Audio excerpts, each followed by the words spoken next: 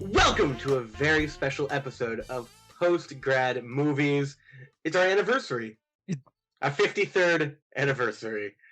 Because it's our 53rd episode. You know, this is akin Which is to important this is akin for to the audience to know. you started all of our episodes previously by Yep. saying that, oh, we're 13? Oh boy, we're a teenager. You know, just stupid, just garbage terribleness. Oh, we're 16? We just got our driver's license. Just every single time. And now we're 53. We have 2 kids, a shitty dog, because it's about to die and it's not doing anything.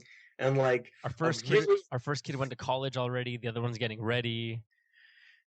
Yeah, we don't know what exactly. to do with our free time. There's an I bought a really expensive car because I don't know what to do with my balding head and my lack of sexual intercourse with my wife. And 53. Okay, well, wait a second. I assumed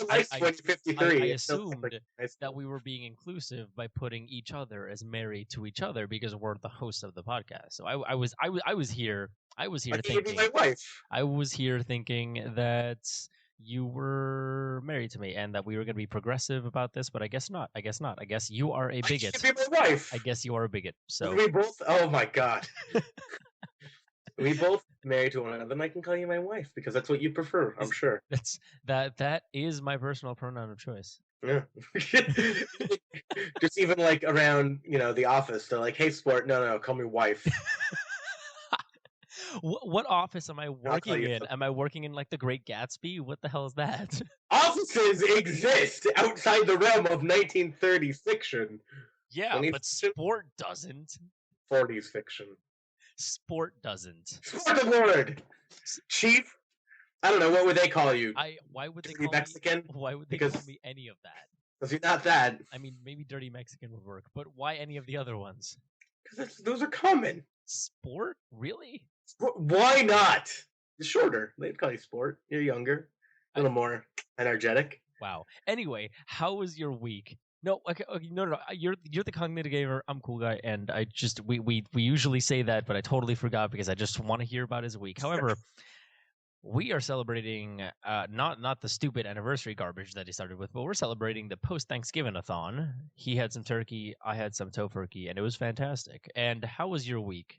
It was good, and the reason I bring up the Dirty Mexican thing is because people just assume for brown you're a Mexican, and they associate that with dirty, which is totally fucking wrong. Sorry for cursing, but seriously, that's fucking wrong. Sorry for cursing. It's like, I don't know, I was getting a haircut at SportsClips, and let me tell you about SportsClips. That place is junk. They charge $4 extra so you can stare at a TV and watch college sports. Who cares? That's true. You're getting a haircut. And then the person still tries to make small talk with you, and you're like, "What? You can't have both. You can't do both here. You let me watch a sport I don't even enjoy, or you get to talk to me. Either one." That's and I took the glasses off anyway, so I couldn't see. SportsClips is stupid. Anyway, don't go there. Okay. But I was taking it, and she was like, "Oh," I'm like, "Yeah, I'm a Latino," and she's like, "Oh, what kind of Latino? Are you Mexican, Puerto Rican?" And I'm like, "I'm from Texas," and she was like, "So are you Mexican, Puerto Rican?" No, I have heritage in Texas. "So are you Mexican, Puerto Rican?" I'm like, "Oh my god, no! I have heritage in Texas, which at some point was probably Mexico, but it slowly evolved into Tejano." By probably you mean definitely. It was definitely right. But I'm not sure. Like if I think we only could trace back our genes like 4 generations, which is still in Texas. So I mean. We could have been from Guatemala originally, for all I know. You know what I mean? Right. Yeah. And then moved to Texas, 100 years ago, or 50 years ago, or 80 years ago, or something like that. Right. But I mean, as far as I'm concerned, that's all I know. So I'm Tejano, and that's probably what I identify most with because I'm not Mexican. I don't identify with being Mexican. You know what I mean? Yeah, I do know. If anything, I'm Latin American. That's fair, yeah. I got really angry about it, even though it's stupid. It is really stupid. It's such a small thing, and I tried to educate her, and I wasn't upset. Anyway, SportsClips, don't go. They're ignorant. It's good anyway. And just for the record, this is coming from him, a Mexican, and me, and me, a Puerto Rican. So it's okay. It's like when you're in America, you're Mexican automatically. Oh, definitely. Especially in Colorado. if you probably went to New York, they might call you Puerto Rican. Probably. Like, Same as right? Orlando, and in Miami, everyone's a Cuban. Yeah. I mean, It's weird because everybody refused to refer to me as Mexican. I was Italian, which I'm like, that's weird. I mean, I'm pretty Italian. I'm half Latino. where did everyone refuse to School. in high school? I'm Latino and Italian, and they're like, no, you're Italian, and I'm like, that's not right, dude. Admittedly, saying you're Italian is cooler than saying you're Latino. Because this day and age, everyone's Latino. I mean, come on. Come on. Come on. I don't know. But everybody's also Italian. Like, I don't know. I mean, at least on the East Coast, everybody's Italian. Yeah, that's true, actually. Yeah. Everybody's Italian on the East Coast. Wow. So anyway, apart from your sports clips, any other racist encounters you want to tell us about, and then say that business is not worth your time? Okay, SportsClips is just stupid for many other reasons. Okay, that's just that. I mean, it's kind of like, I think it's a place moms take their kids who are too lazy to get their haircut to go get haircuts. It's like, we'll give you the SportsClips because you can watch TV, and they're like, oh, fine. That's fair. Because that's literally the exact clientele that was there at the time. Like, it was right after high school, but it's like you could have gone anywhere. So yeah. The reason it came to SportsClips. And they gave an okay haircut. So I mean, there's that. It was okay. I mean, it was probably just as good as a haircut I could have got at, Great Clips for $4 cheaper. Anyway, I've gotten into Magic the Gathering. Oh, okay. So I'm just adding another drug to my drug list. Yes. So I have Yu-Gi-Oh, Hearthstone, and now Magic the Gathering. I've stopped playing Yu-Gi-Oh for the moment just because, oh my god, that format right now is ridiculous. Okay, explain why the format is ridiculous. And for all of you who don't know, the format is like what happens right after the ban list comes out. It's like a quick set comes out. Yeah, it's like a quick reshuffling of all of the meta decks, which are the decks that work, the cards that have the similar names or whatever, and they all work off of each other. So you have these meta kind of bubbles that form, and each of those decks can be really powerful, and depends on how you mix certain things with others, they can get really, really strong and be amazing. And that meta tends to change a teensy bit around every single format. Sometimes it changes a lot, and I think now it changed a lot. Well, it bottlenecked. Okay. Let's take, for instance, 2 sets ago, which was the end of a set, which means there's tons of different archetypes, tons of different cards, and they're all kind of reached, they've all kind of plateaued in power. Right. Because it was the last set. Yeah. So everybody kind of knew what they were playing, and there's a ton of different decks that would top. Now, the new set came out, introduced new archetypes, some of them very strong, like if you're playing either Shadal or Burning Abyss, which were the top 2. So essentially, if you weren't playing the top 2, you still had a chance to top. But it was tough. It was tough if you weren't. But I mean, other decks did. I mean, there was Stella Knights. I mean, even Gear, Fire Fist, Fire Kings. Like different decks did top. Now the new set came out, new challengers. Okay. So a new set of cards came out for you to waste your money on. Mm-hmm. Of course. I mean, that's in every card game or video game, and it bottlenecked. Essentially, Konami put out these things called Cliff Orts, which are tier 0. Like, if you're not playing them, you're not winning. Really? Yeah. They're trying to justify their new mechanic, and when Konami does this, they usually come out with an archetype that's extremely overpowered. So wait. This is justifying the pendulum? Yes, correct. Okay. So it's a pendulum deck that's extremely overpowered, and I mean, both in Japan and America, that's been topping every single, that thing's gonna get hit with the ban list. Probably not in the next one that comes out sometime this week, but probably the next one, or so on and so forth. Point is, it's overpowered, so if you're not playing Clifford or Burning Abyss, you're not winning, in short. So I'm like, okay, well, to invest in those decks, it's $600. Gross. Right? So I said no. So I went to Magic, which I have a deck that has topped a couple of Grand Prix, which are regionals. And I enjoy that they're called Grand Prix.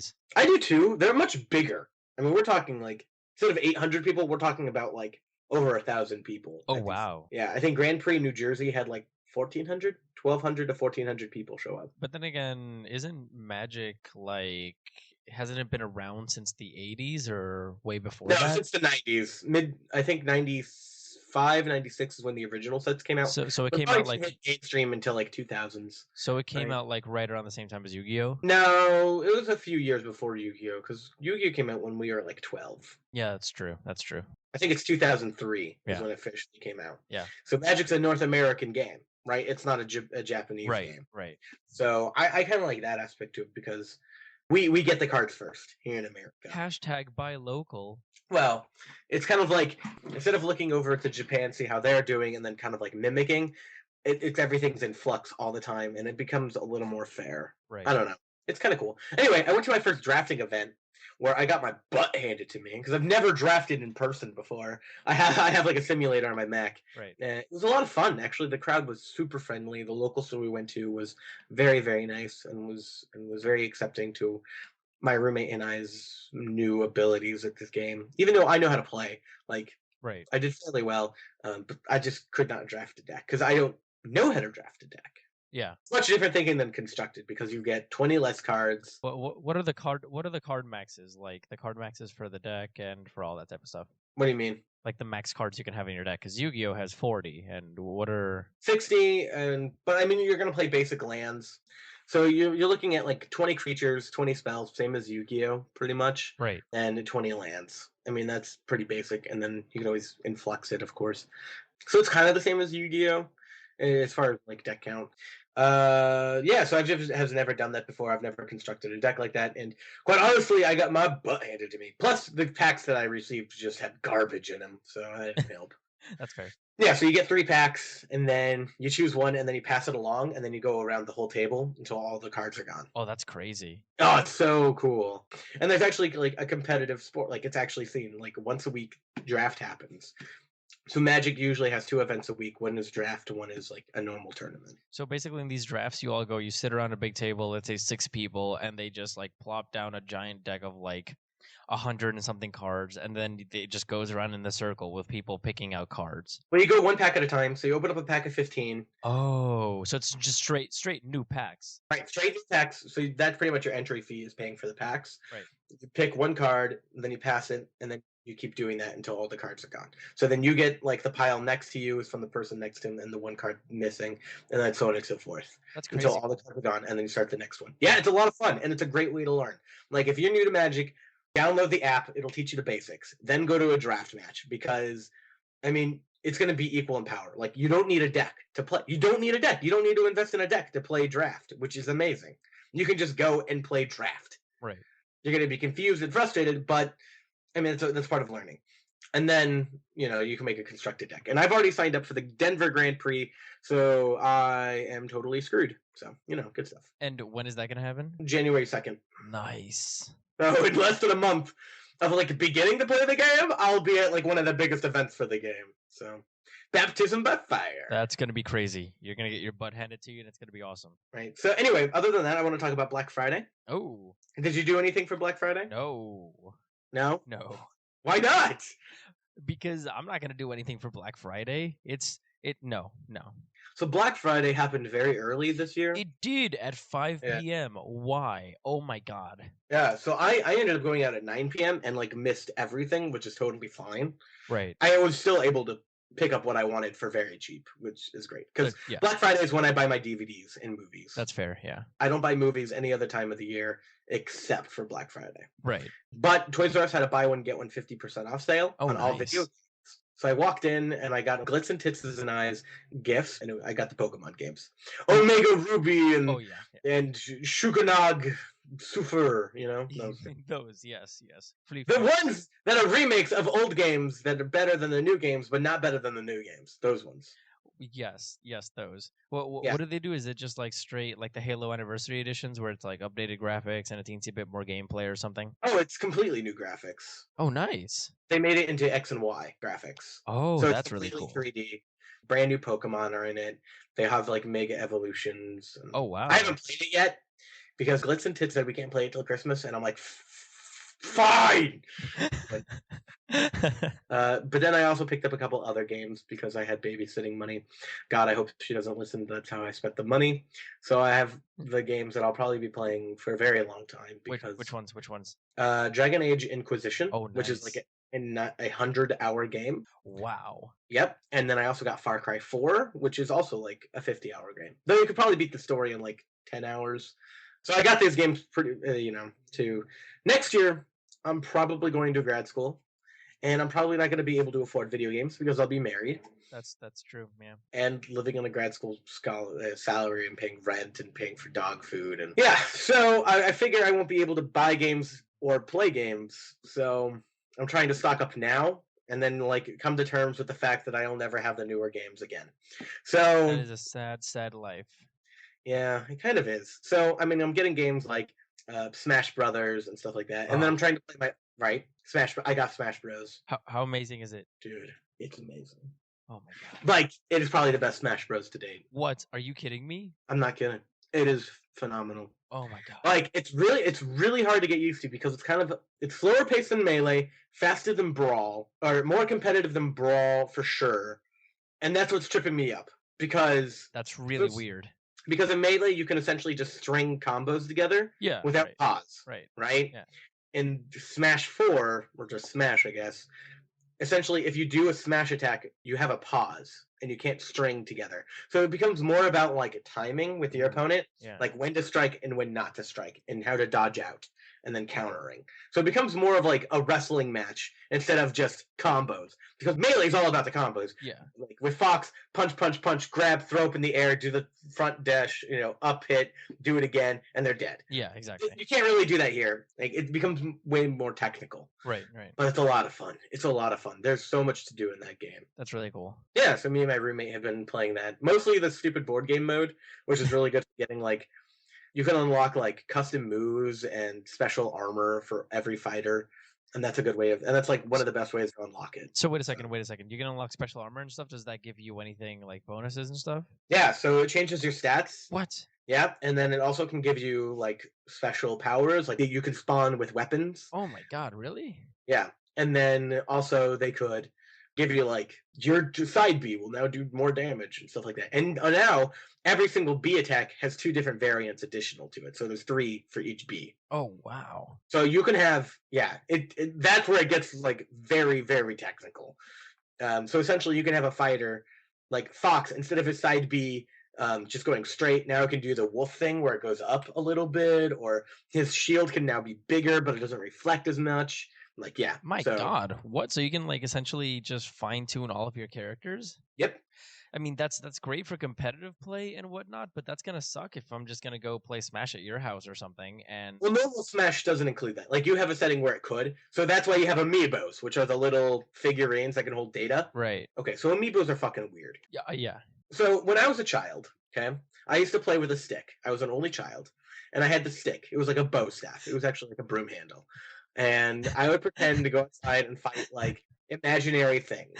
So you're essentially like the Star Wars kid. That was you. That was you. I would mostly make up stories in my head. So which I kind of do now. Like I'll go on the treadmill now and I'll make up stories, like future novels or like song lyrics or what have you. I did the same thing when I was a kid. So I wasn't always like fighting something. I could have been like coming up with drama or like interactions. Point is, this is what it feels like to play with amiibos, because you plug your amiibo in and a fighter pops up that learns how you play.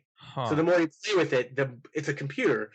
The more you play with it, the more it learns, and then like it can change up its fighting style. For example, I originally played with Link, my amiibo that was Link. My god, he does not know how to fight now, because I mostly played garbage modes with him, like coin and everything. Right. And now he doesn't know how to fight one-on-one. So if he gets in a fight, he's going to lose. My Fox, on the other hand, I've mostly done one-on-ones. But as soon as coin was introduced, he was like, I have no idea what I'm doing, and lost, because it's about getting coins. But he can kick the crap out of you. Right. So it's weird how they like learn and evolve. Point is, it's really strange. That's crazy cool, though. Custom fighters. Yeah, and you can fight them. Anyway. So Super Smash, super deep, super great. Highly recommended. I have like so many Wii U games I need to play. I have so many PS4 games I need to play, and yet I'm still playing Hearthstone. So because the new cards come out Monday, and I'm like, I need to get all this gold, and I made a video for PostGrad games. Plug. Wow. But anyway, we need to get to your week because we have a very long podcast. Oh my god. Okay, so in my week, everything basically finished or whatnot. Okay. In the beginning of the semester in my evolution class, they were like, one of the projects is you can either write a paper or make a video. And I was like, make a video? Did you say make a video? Oh, God. And the professor was like, yeah, it's got to be about any subject in evolution. You just got to explain it as long as we don't say what you said in Did class. You just make thesis? No. No way. So That's it needed to be like a 2 to 5 minute video or whatever. Mhm. And I went out and I filmed in the rainforest over here for the video. How many shots of animals did you get where you're peeking out from behind leaves and the leaves kind of are in the shot and the animals out of focus None and of they them. move and Or I'm the animal whispering, becomes in focus? or I'm whispering, and I'm like, Yeah. that animal is amazing. You can see how he's moving. And it evolved from pumpkin seeds. And then you got an F. Because, Right, exactly, because that's not how it yeah. works. So, Nope. but yeah, so I went out into the rainforest, I filmed or whatnot, and I finished the video, and it was awesome because I got first place and my girlfriend got second place, and that was really great. Nice. What was her video on? Her video was on coevolution, and my video was on common ancestry. Oh, okay. So yeah, so it was pretty great, and we had a lot of fun. I got a mug, and we both got like seconds and firsts voted by everybody, and it was pretty awesome. That's cool. So yeah, I will send you the video if you want to see it at some point. And Yeah. Or just put it on our channel. on the I'm channel. serious. That would be awesome. We need more science stuff. So That would be interesting, actually. But anyway, so apart from that, that was like on Monday slash Wednesday, and apart from that, the scavenger hunt. scavenger hunt thing came to an end Okay. this week, and basically what happened was they found the final place that they were supposed to go in, and it was like essentially like, you know how in CSU we had a lot of construction and stuff, and like the area was cordoned off or whatever, but the whole thing was Yeah. like broken, and like they had holes in the windows and stuff like that. Yeah. So at the UPR there was this one place that had gotten abandoned and was in kind of a pseudo construction, but it was uncovered, and there was one giant window on it, like that was completely open, and you could go inside, and it was crazy cool. So like I walk into that place because one of the other TA friends of mine told me, hey, you should check there to see if there's something that you can hide there, because I asked them for creepy places. And I walked in, and I'm looking around, and all of a sudden like I see this random place inside one of the bathroom areas that looked like a cupboard, but Oh my god. but they had like basically tried to shut it with the plywood, you know, just random plywood nailed to the thing, but they had hinged it so it could like open and close. And when I closed both of them, you're not going to believe me, there was just like a latch, just a straight latch without any kind of locks, without anything of that sort. But I had a lock, and I had given them a key from the beginning of the semester, and I just found a completely unlocked latch. That was perfect. So I was going to drop something in there, just put something in there, and then close it with the lock and have them have to use the key from the beginning of the semester.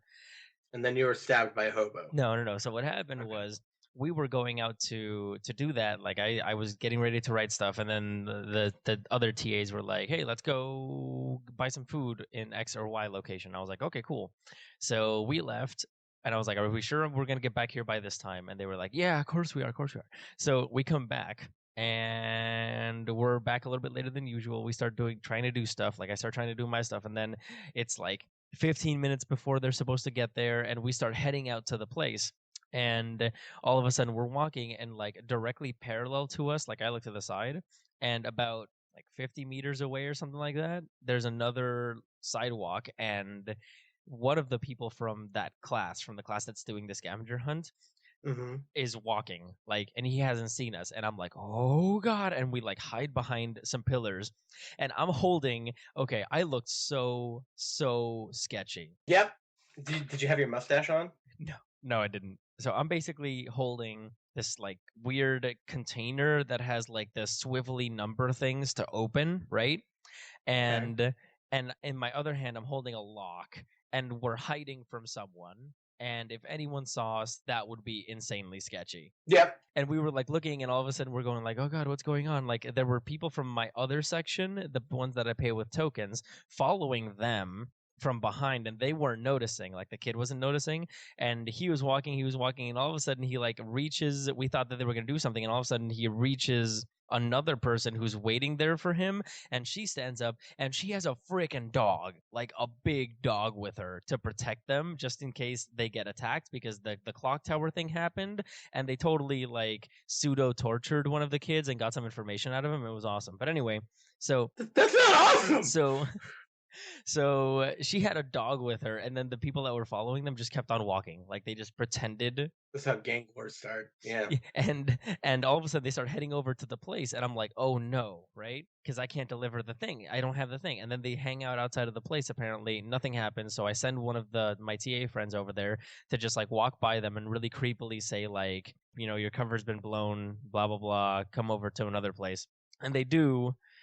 And they see us where we're at. Like I put the box on like a chain inside of a random place in the bottom floor area that you could find really easily. And for some reason they don't find it. They follow us around for a long time, just not knowing what the hell to do. And then at one point they walk in the opposite direction. I grab the thing, unlock it, run into where it's supposed to be, lock it into the main place, and run back out. And at that point they actually finally ventured into the place and they found it. And then obviously the mission was they had to figure out what the code was, and they did.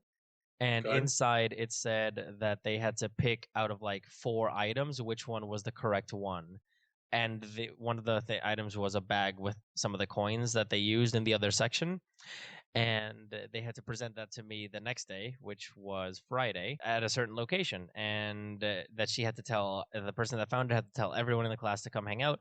And it was a pizza party. And they were like, "Oh, it's a pizza party? That's awesome!" And then we started talking about how much fun it was to do all the stuff and the entire thing, and they really enjoyed it. Apparently they really really liked it, and they were like, "If you do this next year, you send me an email and you let me know when it's going to go down, and I will creep out the other students and I will help you do this, and I'll write messages on walls." And I was like, these people are awesome. So God, how long does this train go for? That's really cool. yeah, no, they really enjoyed it. So that was the fun part. Like I was hoping they would enjoy it, and apparently I didn't know this, but they told me that as soon as I said, yeah, we're gonna do this kind of stuff or whatever, apparently they made a Facebook group like right off the bat. And anytime something happened, they'd be like, "A message just arrived. Here's a copy paste of it. Let's get to work. Let's start doing this. Like, I just figured out this bit. I just figured out this bit. We're missing this section. What is that? What's the shift?" Like, it was really funny. Like, I was reading the messages on one of their phones, and it was hilarious. They were like, "Here's a screenshot of this thing. Here's a picture of that thing. Here, I just typed it up. This is what it's actually like." And it was really, really, really funny. And apparently, the entire group was like working on all of the stuff whenever the messages would arrive. So that was really really cool. Good stuff that I had no idea what was happening. Like I was like just the person setting the stuff in motion, and I would watch them to make sure that everything went somewhat according to plan. But I didn't know. Good job, Zimbardo. Yeah, right. But I didn't know they were doing that kind of stuff. So that's really cool and really interesting. But yeah, so it worked out. In the end, they were able to get to the finale and actually figure out the code, which is nice. So great success. What was the code? 1, 2, 3? No, 107. 4, 5, 6. All right. Well, anyway, moving on, right? Moving on to movies? Right. We have a lot of them. Anyway, the first movie on the list is Horrible Bosses 2. And on IMDb, that has a 7.1 rating. On Rotten Tomatoes, it's got a 32 with a 24% top critic score. And on Metacritic, it's got a 40%. It is directed by Sean Anders, and it stars Jason Bateman, Jason Sudeikis, Charlie Day, Jennifer Aniston, Kevin Spacey, Jamie Foxx, Chris Pine, Christopher Waltz, and a bunch of other people. Also, Jonathan Banks from Breaking Bad, which was awesome, and also from Community. But anyway, with that out of the way, should I give one sentence review or just straight? Yeah, do like just everything. You can go. I'm never going to see this movie or want to see this movie, so please just lay it all out. I would say not as funny as the original, but still a decently good time. Okay. Yeah. Hangover 2? No. I think it's better than Hangover 2. Okay. Yeah. Because Hangover 2 was just the exact same thing as Hangover 1. Literally. Almost shot for shot. Yeah. But this movie, they took it a step forward.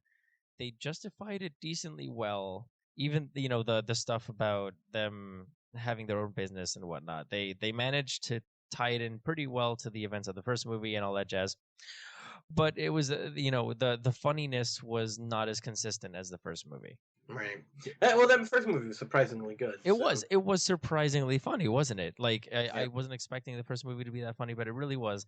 And this second one sort of seemed like it was trying for the same feel as the first one. a lot of the Right. time. Sometimes it hit the mark, and other times it just kind of like it was funny, but it didn't like hit that same that same little notch that the first one did. Right. Okay. Yeah. So it What was was the best part? What was the best scene? honestly, I think Spoilers. the best scenes were anything with Chris Pine in it. Okay. So they were making this product or whatever, and a company ordered 100,000 units.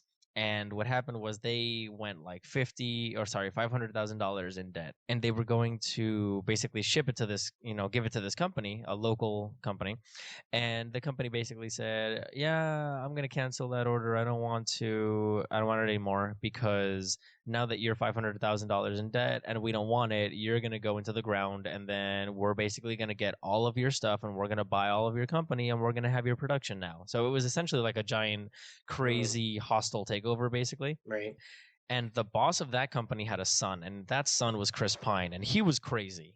Like, he was crazy. But he actually did a really good job. I enjoyed his character, and it was really funny. Like the way that he did certain things, he just went insane, and his character was really, really, really back and forth, and I enjoyed it. Good.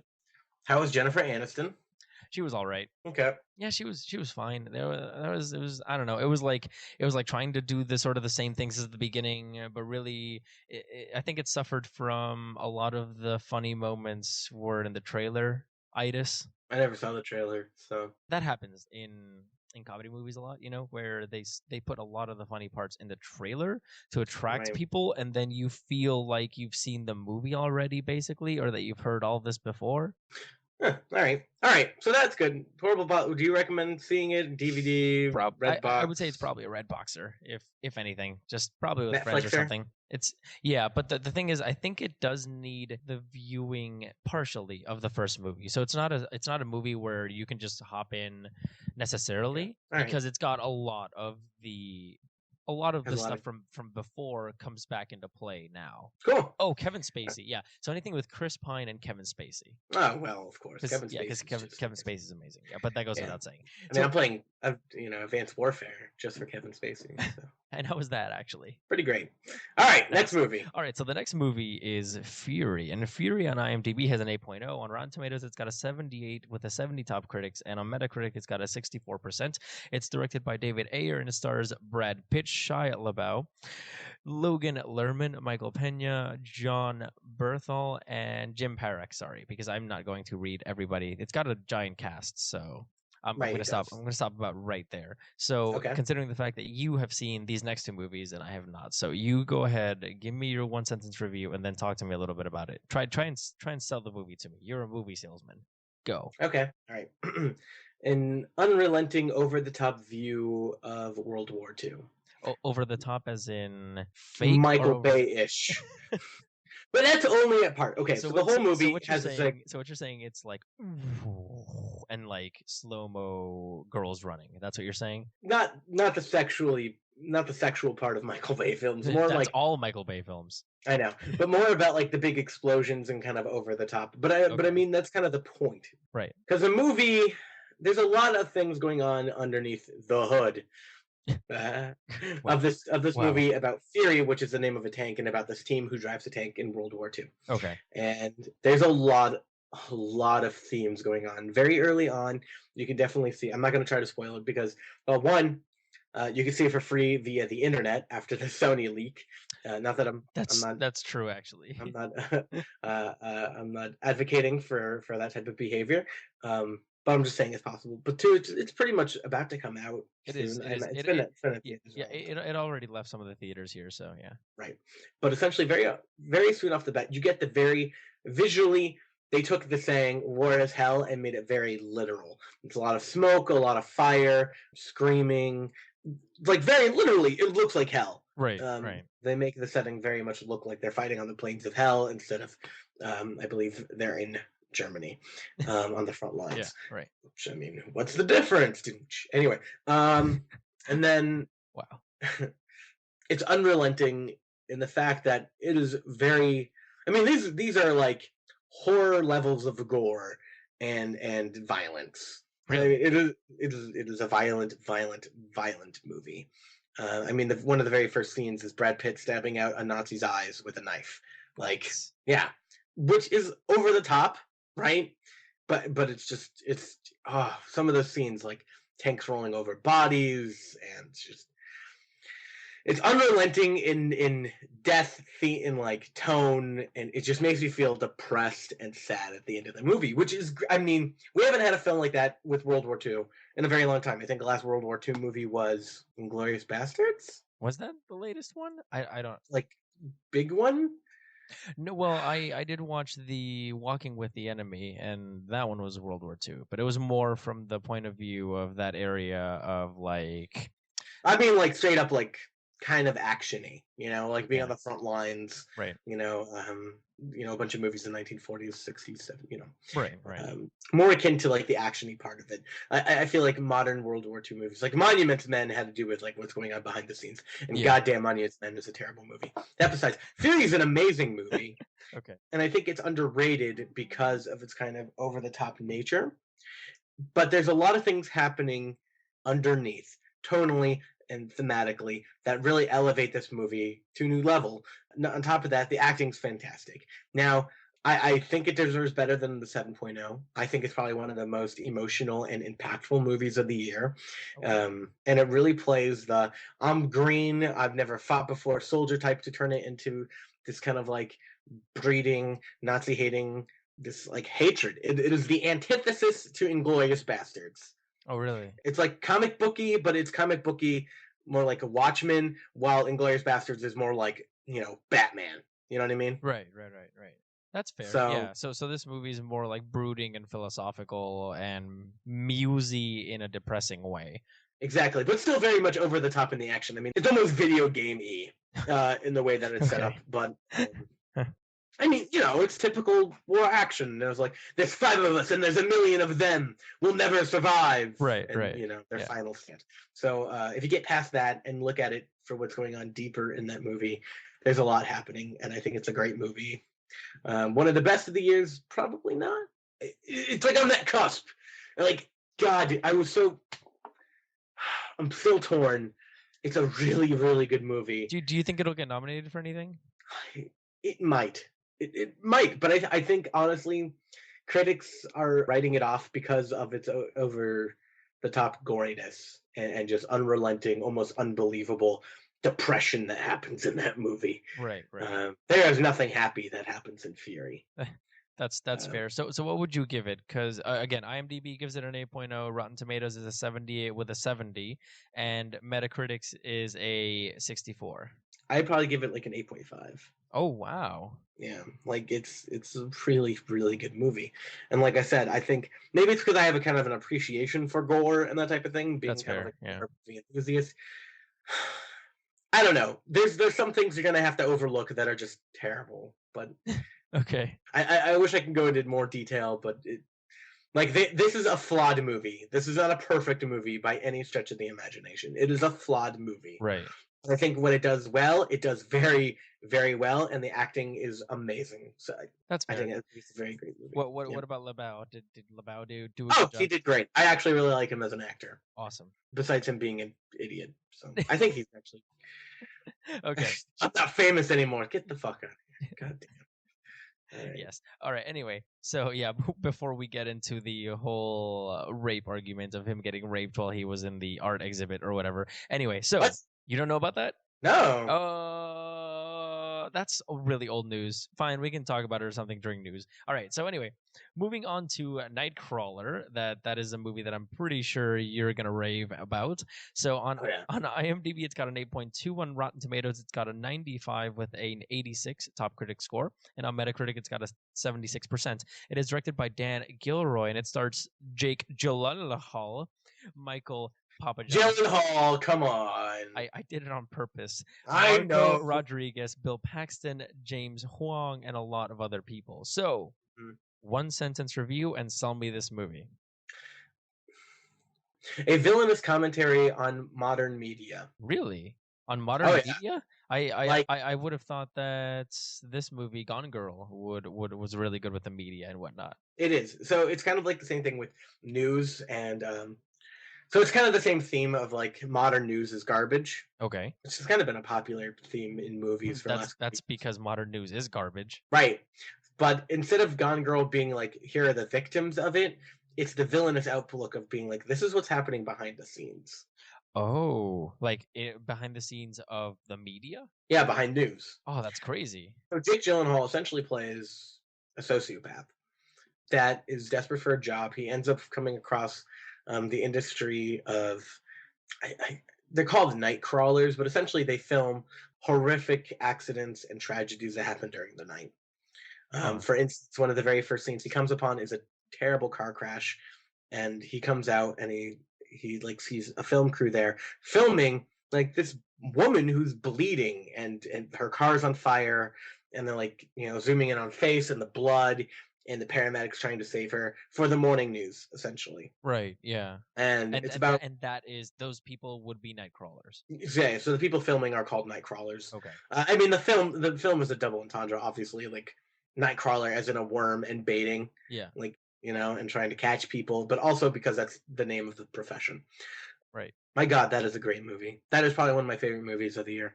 And you're saying it's probably going to get nominated. Oh yeah, I would be surprised if it didn't. I mean, the acting's phenomenal. I mean, its perspective and kind of what it says about society, I think can be just as impactful as something, say, like Fight Club. Of course. The undertones, kind of rebellion against modern society type of thing. Right. My God, that's a really good movie. And I think it speaks a lot. Again, it speaks a lot by doing one thing. And that is? That's night crawling. Like, it is about one character. He's essentially trying to start a business, and it's about his sociopathic tendencies leaking into business and how exploitive the news can be for people, about people, and it's a really good movie, like really good, and I don't want to spoil it for anybody, but like I said, it's probably one of my favorite movies of the year. But then again, I think in a normal, like if this movie came out last year, I think it would be lost in the shuffle, right? Yeah, right. But I think this year is perfect for it because there's not a lot of big movies. There isn't. Yeah, you're right. I mean, where there's no American Hustle, there's no Captain Phillips, there's no yeah, last year was jam-packed. Yeah, I mean, there's a lot of probably smaller movies we're missing, kind of like Dallas Buyers Club, that probably won't get big into theaters until in a couple months. Yeah, but right. Then again, I feel like I've been on top of it, and I haven't. I mean, it's a bit of a bizarre. Thinking that Snowpiercer might be one of the best films, or Birdman, like one of those two films, might be one of the best films of the year. It's just mind-boggling to me. Birdman. But because they're so bizarre. They are. Nightcrawler fits right in with them. I think it's just on par with. If you liked Birdman, oh God, it's a really good movie. It's a really good movie. It's a really good movie, and like honestly, like Birdman, Snowpiercer, Boyhood. So Boyhood, Birdman, Snowpiercer. I think Nightcrawler and Gone Girl would probably be the 5 best movies of the year, easily. That's crazy. And I think just those weird movies, but Nightcrawler fits with those, hold its own, and it's an amazing movie. Right. And Jake Gyllenhaal does great. Right. It's a great movie. Everybody should see it. Cool. Yep. I'm definitely planning on seeing it. So. Oh, please. So for sure. All right. So anyway, we're moving on to a slight aside because we will be talking about Interstellar really quick. We already talked about Interstellar last podcast. However, it finally arrived to Puerto Rico, and I was able to see it 3 weeks after, which is bullcrap. 3 weeks after it arrived to Puerto Rico, and I'm not going to say like any of the scores because we already talked about that last time, and Cognitive Gamer already gave his one sentence review. So spoiler alert, because we're going into spoilers. So we're going into heavy spoilers right now, and then afterwards we're talking about Hunger Games, so you can like skip and see what's going on. But yeah, I'm not doing one sentence review. I'm just gonna jump straight into the arguments that we're gonna have. Okay. All right. So anyway, Interstellar. So you're gonna start with scientific qualms, I'm sure. No. Oh, The science of that movie was perfection. Perfection exemplified, and I have never experienced that before in a movie ever. Really, ever. It's really hard. I think that's the one thing it did well. Yeah, and really everything up until going into the black hole, for obvious reasons, because we don't know what's inside a black hole. But everything up till going into a black hole was excellent. Was perfect. It was wonderful. Right. Even to the point, like I'm going to highlight one thing. I'm going to highlight the black hole itself because the simple beauty of the black hole, which is something that I hadn't thought about that before, but then as soon as I read about it, I was like, crap, that does make a lot of sense. Like that's exactly, yeah, no, totally. It's you remember how the black hole had like the weird spinning disc around it or whatnot, the red fiery disc or whatnot. Right. So the reason you see the disc being It swallowed the sun. No. The reason you see the disc being bent upwards and appearing on the bottom as well, like it appears almost as if it was like two spinning circles around the black hole. It's not because there are two spinning circles, or it's not because it's got like half circles around four sides or something. And this is going to blow your mind. It is because the black hole warps space-time, okay? So you are seeing that like bent upwardness of the red area was what you would see on the other side. So it's bending the other side of the black hole upwards, so you're seeing it directly, and then it's also bending the other side but downwards. So you're seeing the top and the bottom of the other side of the black hole just by looking at it from the front. What? Okay. Okay, all right. Okay, you're gonna have to draw me a diagram here. Okay. Let's say you're looking at Saturn, and let's say Saturn is the black hole, right? Saturn has got a ring around it, right? Yeah.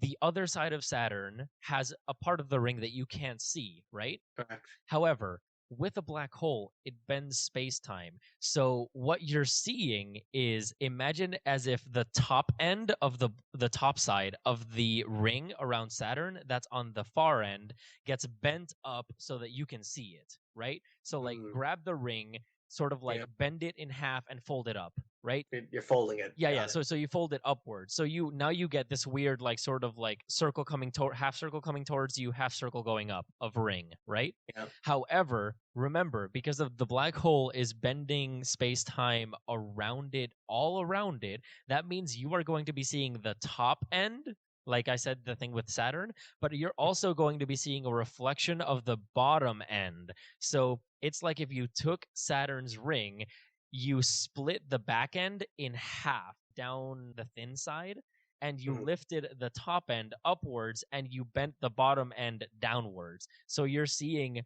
one ring, but you're seeing the top and the bottom on the top and the bottom of the black hole. Weird. So that's cool.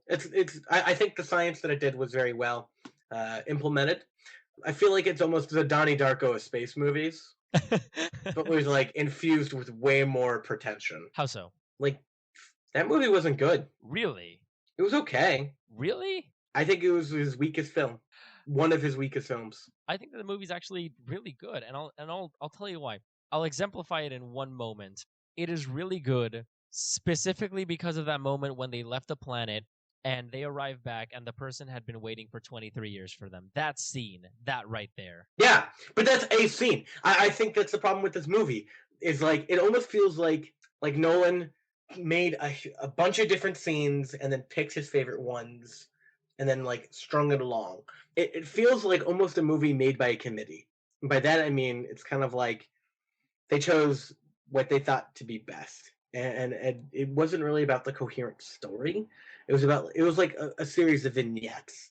I mean, I can see what you're saying, and that felt, sometimes. And fuck that ending! Like, the whole ending was terrible. Wait a second. Okay, somehow, like, the thing that actually bothers me about movies that try to be really philosophical is that they always try and put love in there somewhere. Always, every single time. That was the whole theme of this movie. Every single damn time, and it's just no, period. No. That's not how that works. Like love is not an aspect of time, period, or space. Not at all.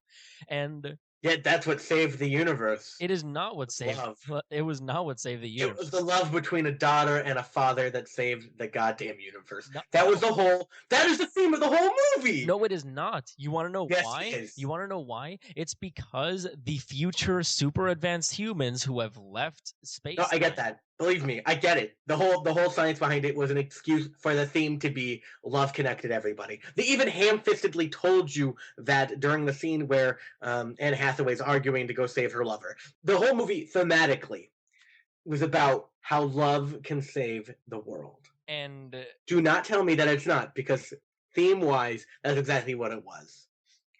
They even told you what it was in the movie. It foreshadowed it.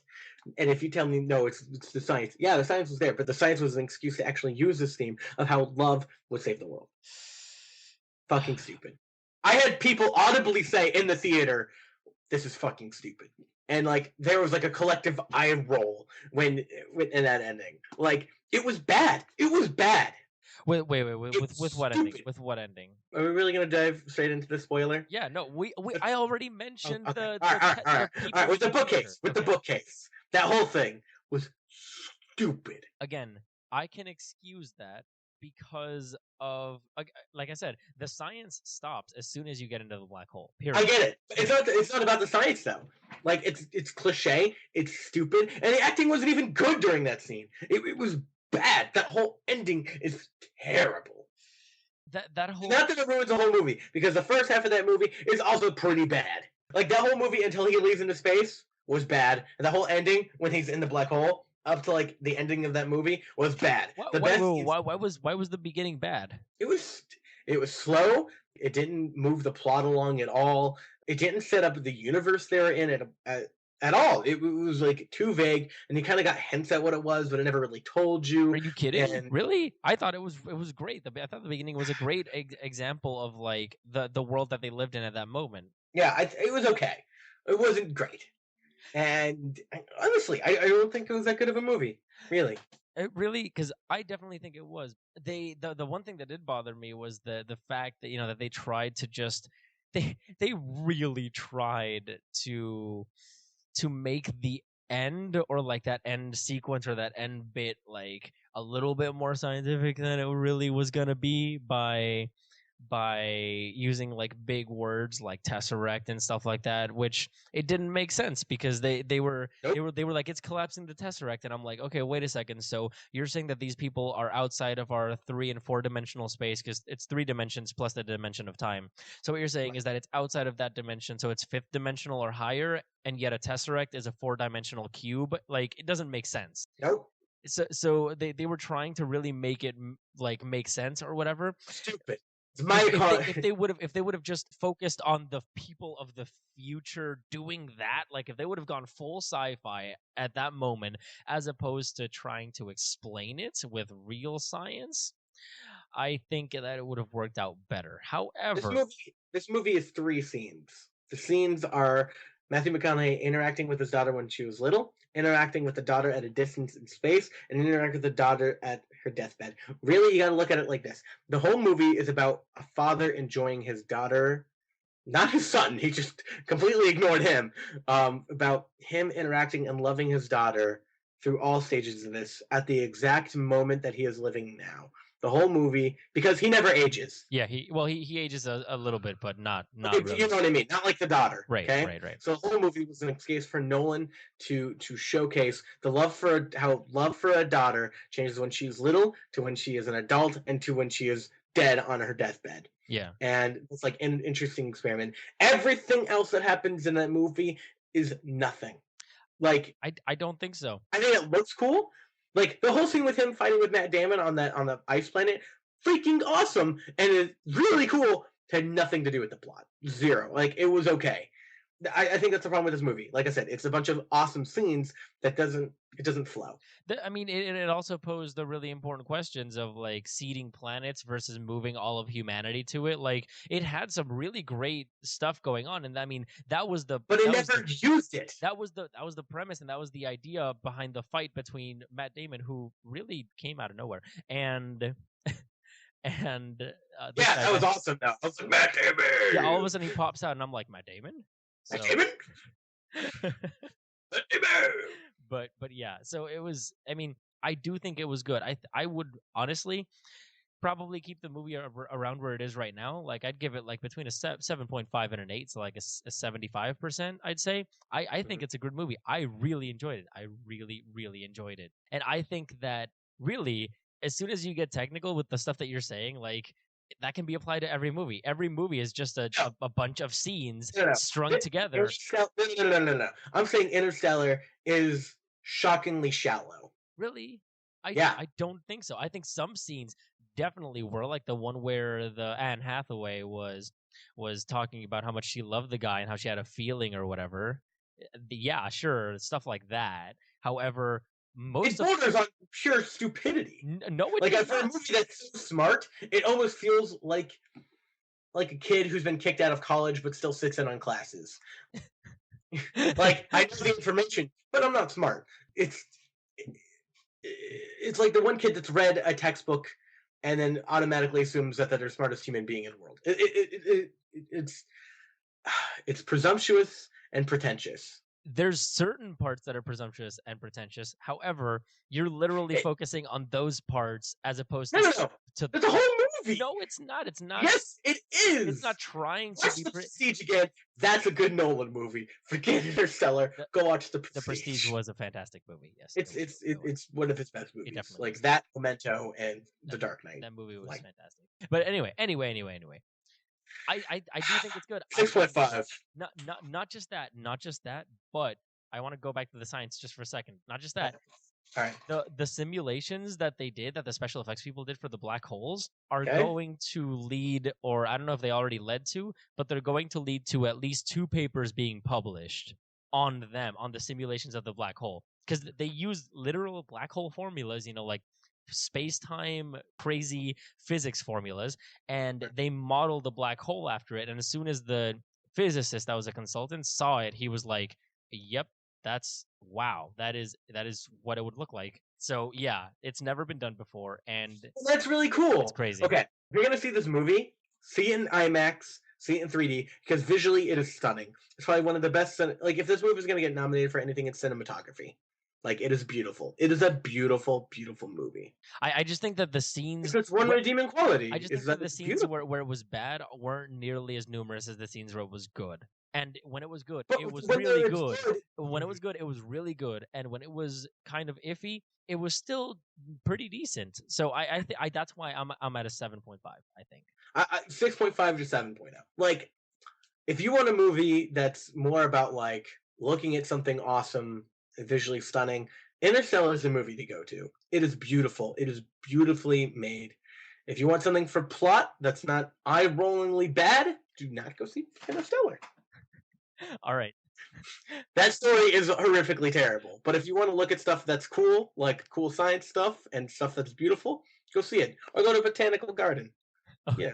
All right. So anyway, moving on to the next movie. It is The Hunger Games: Mockingjay Part 1. That is a really long title.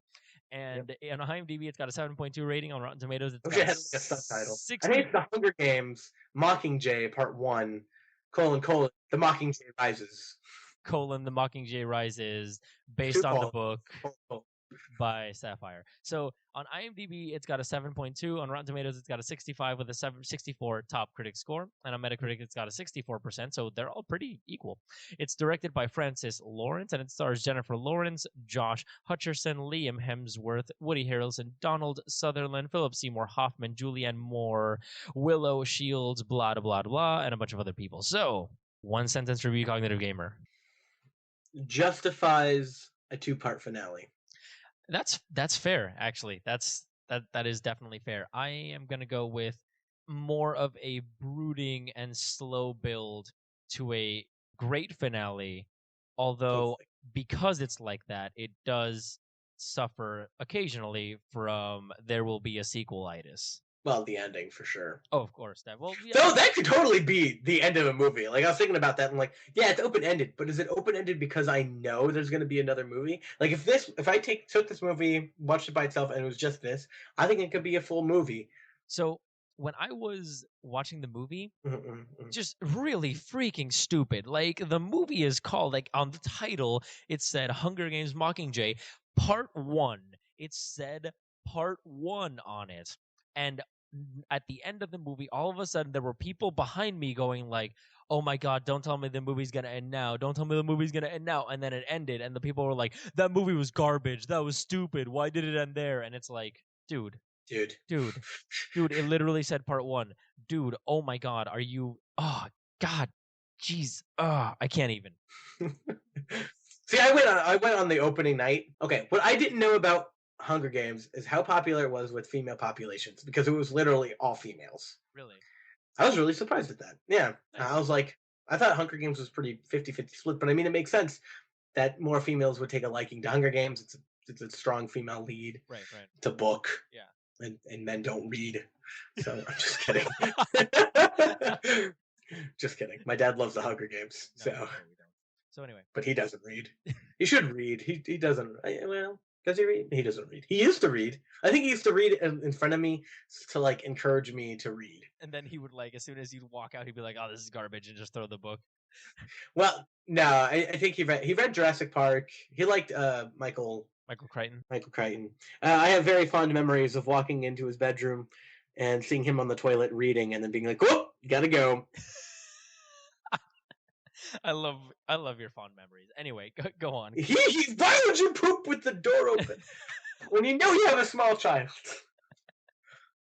Okay. Maybe it's not to asphyxiate yourself with your own toxic gases. Okay, go on. Just go on.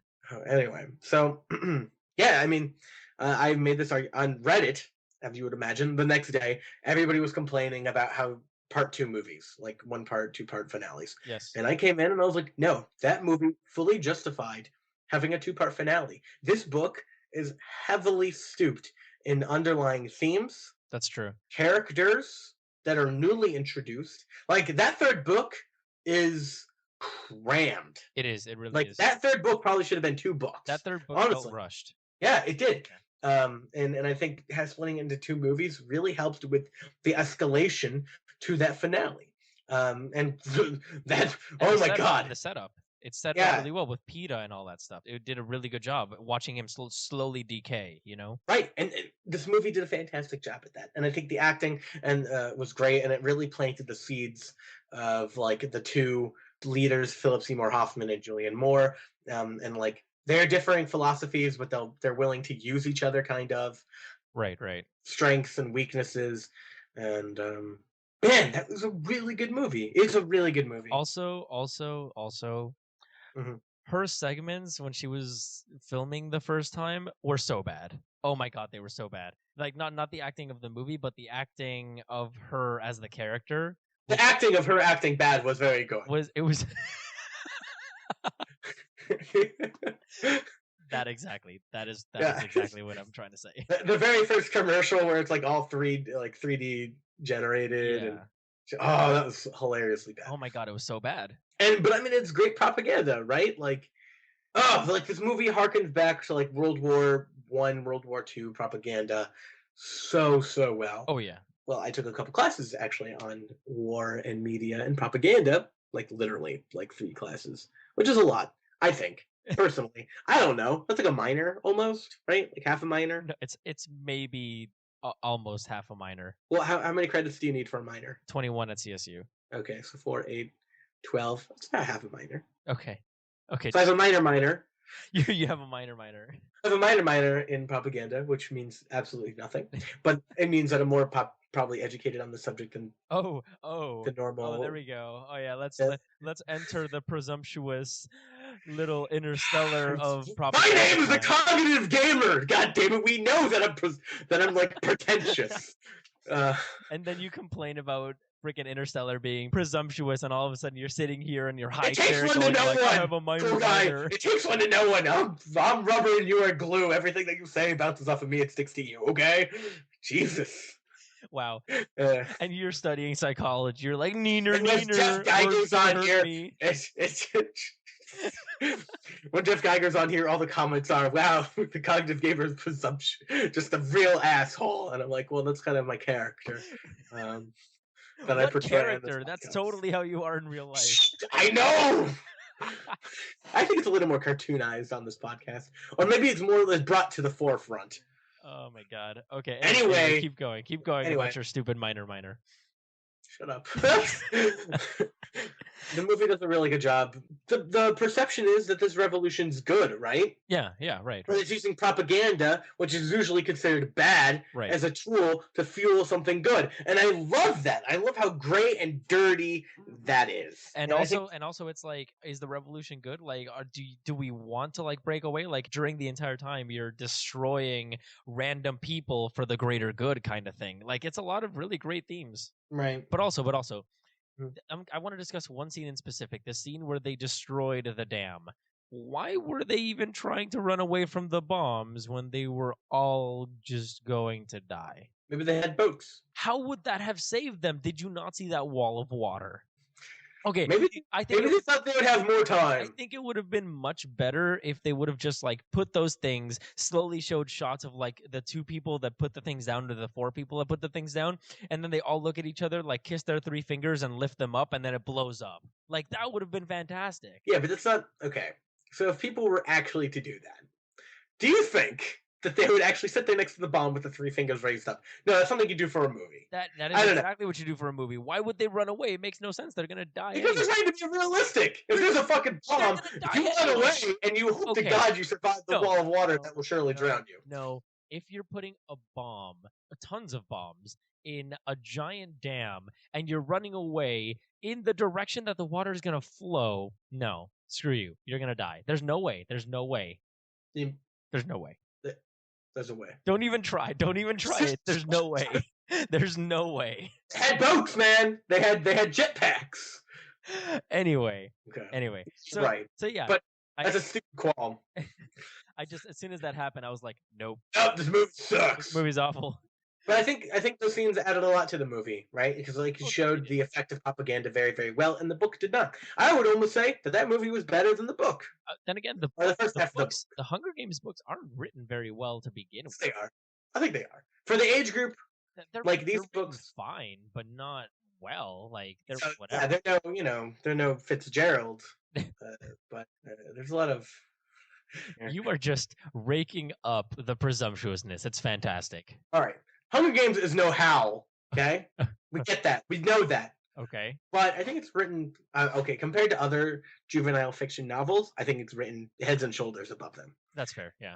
Like, Insurgent, Twilight. Okay, no. Twilight. Okay, no. You can't even say Twilight because Twilight is well below all of these other ones, considering the fact that you can literally take a monkey and a cat, give them both rabies, and throw them on top of a typewriter, and you would be able to type out better than Twilight. That's how the 4th book will be written. 5th book. How many Twilight books are there? I have no idea. 4? There's 4. I think 4. Whatever. It doesn't even matter. Anyway, the point is, I enjoyed Hunger Games, and I think it was a good film. I did think it was a good film, and I thought that a lot of people complained that it was light on the action, but I think that was necessary. I agree. And it really showed the isolation from the war that had to be experienced by these leaders, because you realize that really you kill the leader, and there's one of 2 things will happen. Either they'll become a martyr, or the movement will lose its head and lose its figure, its public figure.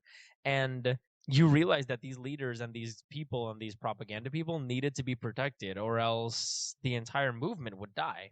Quite literally, it would get quashed. And then it's the idea of those leaders wanting to do stuff but not being able to do anything because their protection is of utmost importance. All right, so Philip Seymour Hoffman, also, let's give a shout out to him. Yeah. That was an amazing acting, and he is an amazing actor, and he went too soon. He definitely did. I give this movie 8.0. Actually, I would give it an 8.0 as well, about there. So we are way on top of what all of the other people are giving it, but I think it's well deserved. Yeah, I think so. Yeah. So, moving on to new to DVD and Blu-ray and theaters this week. New to DVD and Blu-ray goes first, as per usual, and we have Guardians of the Galaxy, Dawn of the Planet of the Apes, The 100-Foot Journey, As Above, So Below, The Congress, Kite, Kids for Cash, and Cantinflas. And on theaters this week, we have Wild, The Pyramid, and in limited release, Zero Motivation, Pioneer, Comet, Life Partners, She's Beautiful When She's Angry. So that means it's a really weird and slow week for theaters, given that it's the beginning of December. Usually you get at least one decent movie that is well known coming out at this time.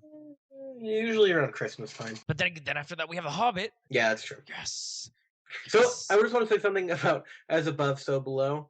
That's a movie that'll be remade in 20 years or 10 years. It's like, how you remake older horror movies, and people are like, wow, I can't believe you're remaking that one. That would be As Above, So Below. All right. I just had that random thought the other day, which is weird that I'm still thinking about that movie. Actually, maybe it's because it's a really cool title. I can see. All right. So anyway, we're moving on to news. And news this week, we have the 3 ginormously freaking amazing trailers that we have to discuss. But before we get there, we will talk or at least Cognitive Gamer has a couple pieces of news. So hit Yep. me with those news. All right, so the first one is James Cameron says a new Avatar will be bitchin' and make you shit your pants. What? Yep. So speaking to Empire, Cameron said they're gonna be bitchin'. He's talking about all the 3 sequels to Avatar.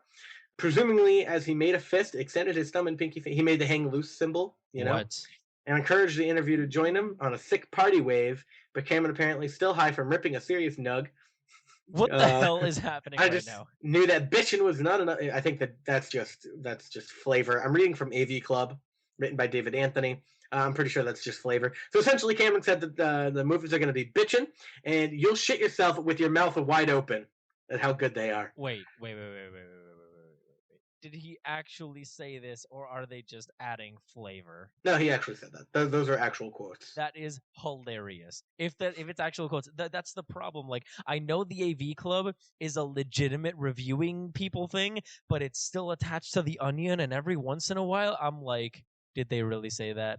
This is a real quote from Empire, so yes. All right.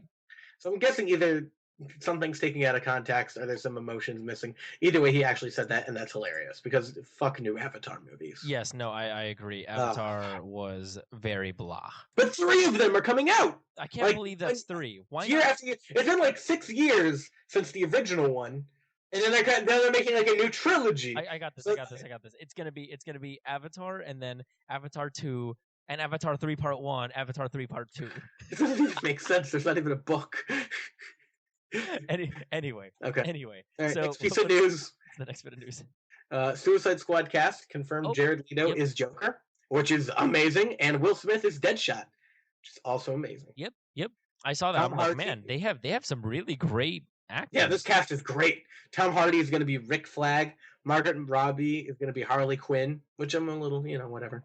Jay Courtney is Boomerang, which I don't know who that is. And Cara Delevingne is Enchantress. So Suicide Squad is like, that's an amazing cast. That is an amazing cast. Like Jared Leto as Joker. Oh my god, I can't wait. I know, but we gotta keep calm. We gotta see what it's like.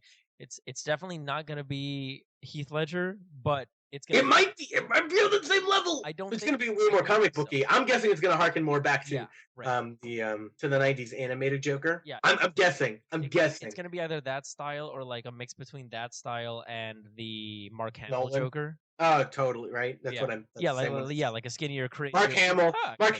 Yeah. Oh, can't wait. Okay, that's quick.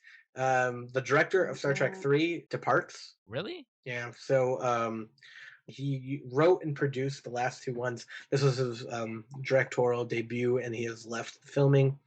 Wait. So they were already filming with him, and he was like, "I'm out." Yeah. Wow. He was director, and he said he just pieced. Nobody knows why, but Deadline reports that Edgar Wright might take over the helms, which would be awesome. Wait, Edgar Wright as Star Trek? Yeah. What? My direct Star Trek. That would be insane. That would be awesome. Insane. So I'm like, sorry, dude, that your directorial debut sucked. Or didn't suck, but you had to leave it for some spontaneous reason. But Edgar Wright, oh, man. That's amazing. Yeah. And apparently the new story is about, like, time travel and the old cast meeting new cast, essentially. Oh, that's really cool. Cool. So, moving on. All right. Let's talk about the Sony hack. Oh, okay, the Sony hack, yes. So apparently it's even worse than anybody's ever imagined. Thousands of passwords, names. Oh, yeah. Social security numbers, everything, yeah. Social security of employees, I imagine. I mean, it leaked brand new movies, scripts. Yeah, but then again, it was like breaking news. A bunch of movies that no one's actually going to see just got leaked, except for Fury. Well, Annie as well. Oh, come on. Annie looks like garbage. Yeah, but that's a family movie, right? Yeah, but it sucks. It's a family movie. But it sucks. I know, but you got to think Sony Pictures was already in the red. This company has been struggling. That's true. They have. And this just to happen to them, like, that's rough. Like, who's ever going to want to work with them again after that? Like, these are private social security numbers and information to really powerful people in Hollywood, potentially. Yep. And, like, really sensitive information. And who would ever want to work with that again? It sucks for Fury because it's a really good movie. It sucks for Annie. It sucks for the smaller art house movies as well. That's true. Yeah. my name's Lucy, or my name's Yeah, that one. that one, and there's another one. Right. Point is, like, this sucks for everybody. Yeah, no, I mean, then again, maybe it's gonna cause change. Like, hey guys, take better care of your stuff. Like, take better care of your garbage. Don't just because this has happened before with a bunch of other groups and a bunch of other companies where they were just storing this information in plain text or not in not encrypting it and stuff like that. Like, guys, come on. If you have all of this sensitive information, keep it safe, idiots. Right. Period. Yeah. All right. So are those all of the news that you had right now? Yeah, I'm done. I kept it brief. Okay, because the one that I wanted to mention earlier on is the Shia LaBeouf rape stuff or whatever. Apparently he was in an art exhibition where he just sat on a chair or something, and it was just him alone in a room, and it was like him saying "I'm sorry" or something like that, and it said like you could do anything you want or whatever, and obviously not in those words. So people were like, they could touch him, they could hit him, they could do all that type of stuff, and there were some people that hit him a lot of times. And there was one woman who just walked in and just freaking like took his pants off and like had sex with him or something like that, and that the people, the art people or the artists like went in and stopped it as soon as they heard or whatnot. So yeah, there was that stuff happening. And I will refuse to comment on that because I know that I'm going to get a lot of hate mail on it. So I will not say anything. Because we get so much mail. What's wrong with you? All right, fine. I think that it was a stupid move on his part because just because of the sake of art, he didn't move. What an idiot. This is not victim blaming, okay? I will have you know this is not victim blaming because he literally could have been like, what are you doing, lady? Like, no, if he has a fiance or if he has a girlfriend and this woman is doing this for him and he's only staying there for the sake of art, he's a dumbass, okay? Well, it depends how long it went on. Like, who knows? We don't know the full details. Again, yeah, exactly. I don't know the full thing of it, but from what I've heard, if this is just for the stupid sake of art, you move. You have an obligation in this specific case, not in all rape cases, idiots that are going to get mad at me. He has an obligation to. Wow, that's really how you not piss off a crowd by insulting them. He has an obligation to the person he is with, and he has an obligation to himself that supersedes any artistic idiocy that he might have wanted to embark upon. If I'm doing something to try and send a message or whatever, okay, like for example, let's say I'm chained to a tree because I'm a dirty hippie because I'm already vegetarian, so I'm half of the way there. So if I'm chained to a tree and a bulldozer is gonna take me or whatever, it's one tree in the middle of a lot that's all without trees because they knocked them all down, and my girlfriend says, please don't do this, like they're going to kill you, like don't do this or whatever. She takes precedence, and I'm gonna be like, all right, like I'm gonna have to call this one because it's not about me anymore. It's about another person that I'm also hurting. And yes, even Shia LaBeouf though, her fiance was like, wow, you really dedicated yourself to art. Oh my god, that would be the worst. Oh. It's true though. It's true. Oh, but yeah, so like again, this doesn't have to do with any of the other scenarios of anybody else where they might have gotten sexually assaulted. It's a specific case with Shia LaBeouf, and yeah, that's all that has to do. Like I said, we don't know details, and like sure, if he allowed it to happen and didn't move, fine. But who knows what actually may have happened?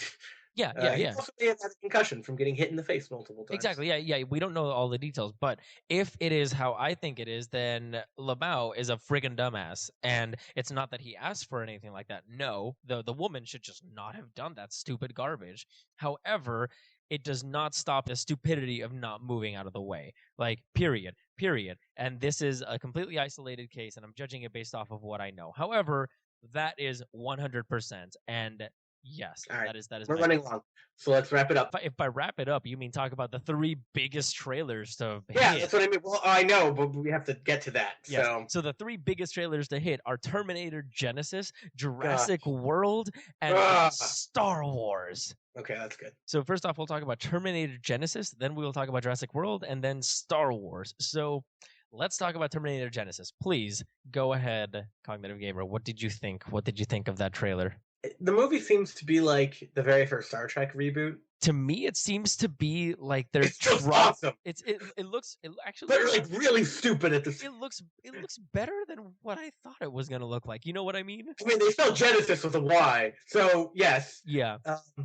But I mean, like old Arnold Schwarzenegger versus new Arnold, like older Schwarzenegger, old versus younger. Yeah, and but also it was weird because it was almost like they were trying to take all of the 3 movies and revisit them at the same time. And like, yeah, I don't know. I don't know what to feel about it. It has a very Terminator 2 type of feel to it. I mean, with the cop that has liquid, obviously. Right. But it has like a Terminator. It's very much Terminator 2.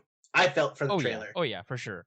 But it was like they basically did the exact same thing that all of the other trailers that are coming out right now did. They harked back to the original movies. You know, like they explicitly had scenes with the truck inside of the thing and then opening the door and being like, "Come with me if you want to live."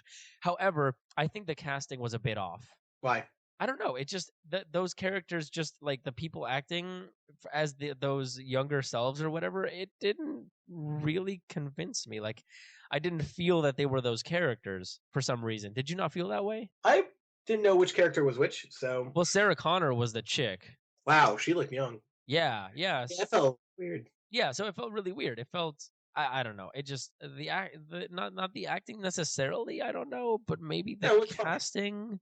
But yeah. Anyway, the point is the trailer actually looked better than I thought it would. So that's a good thing. Yeah, I think so too. I am excited, but in a very sort of like level-headed kind of way. I'm like, let's see how this turns out. But this is kind of interesting. As long as it's better than the last Terminator movie, Salvation. Salvation? Oh, that was terrible. Yeah, that movie's never good. That was unwatchable. I had to turn it off. I was like, this is awful. Yeah. Yep. All right, so the next trailer we have is Jurassic World. What did you think of that trailer? It actually made me less excited for the movie. Really? I blame that. Okay, it made me both excited and not excited at the same time. I don't know. For me, it was excitement mixed with apprehension. Yeah, totally, right? Because I figured that like what they did for this first trailer was try to inspire awe in younger people. As opposed to also harking back to the nostalgia of the very first film. Yeah, right. Like scene for scene, some of those clips were from the first movie. Right. And also, I blame it on the half-finished special effects because you could tell that the special effects were not completely done. Yeah. And I mean, this also happened in Guardians of the Galaxy, the trailer. It had the exact same thing happen. The first trailer looked really weird. And it's because the special effects weren't finished completely. So yeah, but at least that movie had like personality, right? Yeah. While I think this movie was, I don't think it had that. I think Chris Pratt delivered some of the worst lines I've ever heard. He delivered some really bad lines. Yes. Yeah. Yep. I think everybody delivered really bad. That movie, it's just so stupid. It just ooh.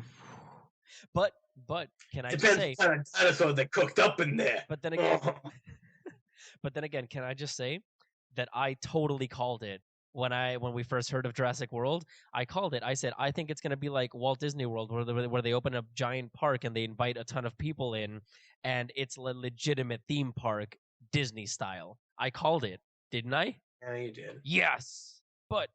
Apart from that, the actual giant news that we have is the Star Wars trailer. Oh, I really liked it. Oh, it was so good. It was really good. Oh, it was so good. No Jar Jar Binks in sight. Oh my god, I watched it so many times and it was so good.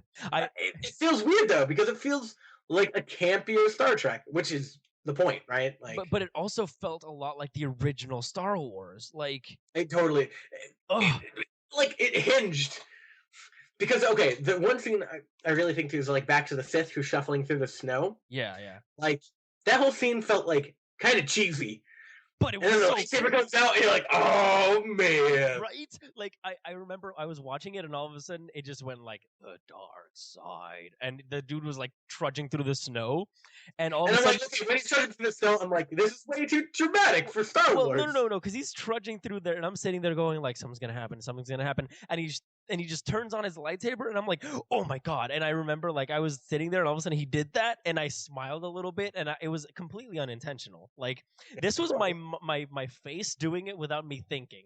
So like my mouth smiled a little bit, and then all of a sudden the other two things of the lightsaber turned on as well, and then I like leaned forward, and I my eyes were wide, and I was like, my mouth was open, and my heart skipped a beat, and then all of a sudden the music started and the Millennium Falcon appeared, and I could only get so erect. So all 3 inches of it. Anyway, exactly, it was a powerful 3 inches. Yeah. So So very first, right off the bat, we have a what's that actor's name? A black stormtrooper. A black stormtrooper. The third black person in the galaxy. You have a black male who I believe is British. Yes. He's the kid that was in Attack the Block. Which is like right off the bat, you're like, whoa, it's already more diverse than the entire Star Wars universe. Well, the two main characters are black and a woman, so. Yeah. Wait. So how did Luke Skywalker? Don't worry about it. I mean, don't worry about it. So anyway, are these okay? I mean, it's cool. I thought one was Leia's kids. Well, I'm not sure. It depends on what they decide to do, because remember, the extended universe is moot right now with this movie. So it depends on what they decide to do with it. We know who they are. Okay, all right. Yeah. Anyway, so that's awesome. And I mean, does it fit canon? I mean, who knows? I mean, who knows what kind of context it might be. Also, there was a scene with a droid that like a ball. Yeah, the ball droid. Falling. Did you notice there are pod racers in the background? Yeah, I did notice the pod racers in the background. God, I really hope there's more pod racing. Oh my god, if there's pod racing. Oh my god, if there's pod racing. Oh my god, that would. The whole movie's actually a pod racing movie, and it's Seabiscuit but with a pod racer. And the pod racer can talk. It's like an alien pod racer, and it would be great. Yeah. And the dark side's there to kill the racer. Yeah, right. Actually, I'm really hoping it's Scooby-Doo in space, but which would be an amazing show, and you fucking know it. That's copywritten. Okay, let me give my thought on where this movie is going. So it might be spoilers if I call it. If I don't, it's gonna make me look like an idiot. But I think also the voiceover was, I think it was Andy Serkis. So that's crazy. No, they already said that's not. It's not. Oh, okay. So, a lot of people thought it was Cumberbatch, Serkis, everybody. Nope, none of those. Cool. All right, so it's the actual bad guy. That's awesome. So anyway, the point is, what I think happened because of The Force Awakens is the Sith was awoken from probably like one of the meditation spheres or any other kind of like Sith hibernation vehicle kind of thing. And I think that lightsaber is an ancient model of a lightsaber. That's why it doesn't look as like nice as the lightsabers that we had in all of the Star Wars movies, and it looks kind of like electric-y and sparks and whatnot. Kind of looks like exhaust pipes. That's what the thing with the Elf Guards kind of look like exhaust pipes. Yeah, they look a bit like exhaust pipes, and they have, I don't know, it just looks like a very old model of a lightsaber, one of the original ones. Maybe it needed more crystals or something like that. Which would make sense because it's The Force Awakens. Exactly. And then I think that I'm going to hazard a guess right now. If they decide to include anyone from the extended universe, I think that this bad guy character could possibly be Darth Revan, who was the bad guy from the Knights of the Old Republic series. And I think... Spoilers! I just ruined that game for so many people. No, I cut it out, so you're welcome to everybody. So, okay. Did you play that game? Because did I ruin it for you? Yes, I played it. So, okay, fantastic. So yeah, the point is like that's incredible, and if it's Darth Revan, he's insanely powerful, and that would be crazy because that means he's been in stasis or in hibernation or whatever from back in the day, like thousands and thousands of years, and he is just awoken now. Well, he killed the original Empire, didn't he? Yeah, which would be crazy. Yeah, he single-handedly brought the entire galactic like Empire / Republic down. Right. So he brought the Old Republic down. Who, in the Knights of the Old Republic, who was the main bad guy at first? It was just another Sith. Because remember, usually, up until, if I'm not mistaken, the Old Republic, Or no, actually, there were a number of other ones where they had it, but whatever. The mythos was that there could only be like people were thinking like, could there be two Siths at a time max, or could there be more? So that's a question I guess that could be answered by this movie, but we don't really know. All we know is that the Force will balance itself out. So if the universe is filled with only Jedi, Sith will be born. Right. But or revived, or but we know they can be. Well, okay, so it's because our video games canon or not, because you know they can be more than. no, there's not. The video games are not canon anymore, and all of the extended universe books are not canon anymore. Damn it! Yep, everything has been wiped clean. Stupid. All right, but anyway, How can Jedi have a whole academy and the Sith have 2 people? the point is General Grievous. the point is awesome, awesome, awesome, awesome Don't watch trailer. Jar Jar Binks. Awesome trailer, awesome trailer, awesome trailer. I've watched it so many times. Awesome trailer. Yep. Did you watch the George Lucas special edition? Yes, I did, and it was hilarious. Yes, it was. But except for the ending with the Millennium Falcon and all those TIE fighters, I was like, this is actually better. I was like, I really want Millennium Falcon with like 1 million TIE fighters. Oh my god. Because that would be sweet. But yeah, it was pretty hilarious and pretty fantastic. So with that, we are done. So thank you all for tuning in. I am Cool Guy. He's the Cognitive Gamer. This is PostGrad Movies. You can also check out PostGrad Games on YouTube, searching that exact same thing. We have the old podcast. We have the old podcast on there as well. He has a new video coming out as well pretty soon if he sends it to me. Gnomes versus Goblins. Yeah, I have to upload it. It'll take forever. It's an hour and a half. Oh, that's fair. And apart from that, you can also check us out on Facebook, facebook.com/postgradent. Or just searching PostGrad Entertainment. It's like our hub for everything that we need. If you have any comments, critiques, suggestions, stick it on Facebook or email it to us at postgradentertainment@gmail.com. So also follow us on Twitter. I'm at the Right Pad and he is at Cognitive Gamer. Give us your suggestions. Like, we really wanted to hear about your movies and what you think about them. So apart from that, thank you all for tuning in. And he said, hopefully your gift will be here by next episode. Oh my god. Okay. Well, thank you, everyone, and we will catch you next week.